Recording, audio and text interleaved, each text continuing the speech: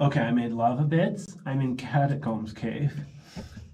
This is one of the ways out. Notice it's a belly crawl, so that's why I took a break here to switch camera batteries. To the right, there's another way out.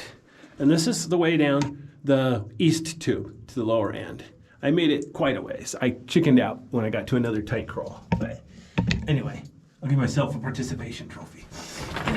So as you can see, there's green stuff on the ceiling. Not necessarily everywhere.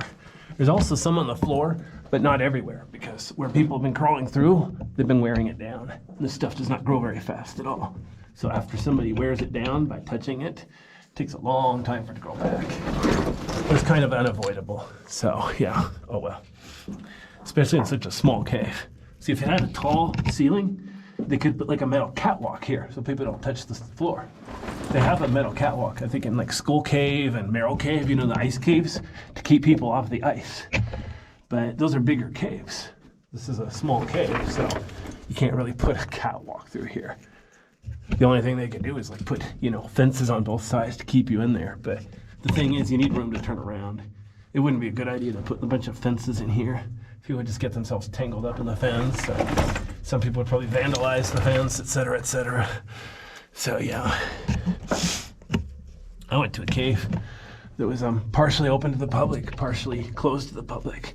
And there was a fence, but the thing is, the fence was only like 8 feet high and the ceiling was like 30 feet high. So it's painfully obvious people have been climbing over the fence and damaging the fence, going around the fence, etc. So the fence really had no point. I have seen caves though that actually have really good steel gates that people can't just ignore. Like, let's see here. I don't know if there's any caves ever. Oh yeah, Crystal Ice Cave here.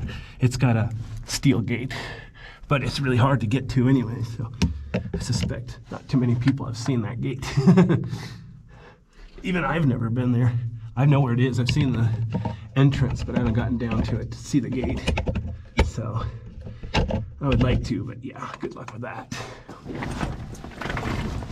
Of course, I'd like to see the inside of that cave too, but that's another story.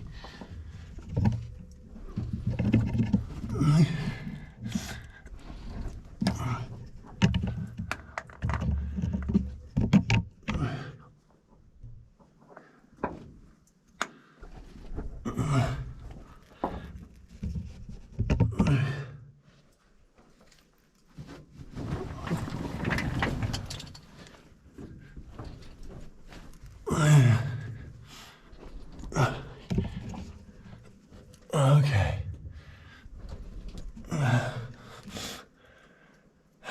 Well, yeah, this cave, it had a wildfire a few years ago, and then because of COVID-19, it was somewhat shut down too. So some of these caves, I went like 3 or more years before going through them. In fact, I think a lot of them I went like 5 years before going through them. But that worked out perfectly because by the time I went through them again, I'd forgotten everything. It's like doing it new for the first time. It's better to not do it too often. So instead of having it memorized, you know, just do it once in a while. Like Disneyland. Some people like say they like to go to Disneyland several times a year. Like it doesn't change that much. I would do it, you know. Yeah, every 10 years. It's plenty. Unless you have kids, I guess. If you have kids, you want to do it like every time you have a kid turning about 7 years old, so you can remember it. Take the whole family. Yeah, see, I went through there before, I think, to the left. I don't know, when I get a little farther out, the ceiling's higher, I'll know for sure. Ow. I have a knee pad, but I keep slipping, so sometimes I miss. Instead of protecting my knee, it's completely worthless.